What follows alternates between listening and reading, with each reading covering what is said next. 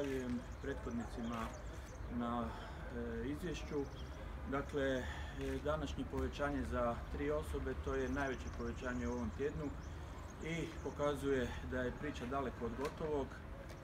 I s jedne strane naravno da nas te brojke ne vesele, ali s druge strane na jedan način možda i šalju poruku svima nama, našim građanima, da je virus tu, da shvatimo to maksimalno ozbiljno, da nema opuštanja, znamo da ide Uskrs, znamo da je lijepo vrijeme, znamo da se liberalizira na neki način kretanje građana na ovaj način što se spajaju određene administrativne cjeline, ali usudio bi se reći da smo u najdelikatnijoj fazi, najozbiljnijoj, najzahtjevnijoj, pogotovo uoči Uskrsa kad ćemo htjeli ne htjeli imati više kontakata.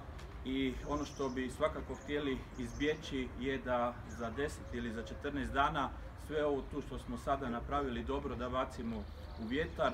Zbog toga poziv apsolutno svima, svakom pojedincu. Priča nije gotova, budimo odgovorni, držimo distancu, poduzimajmo sve one mjere, izlazimo iz kuće samo i isključivo ako je to potrebno.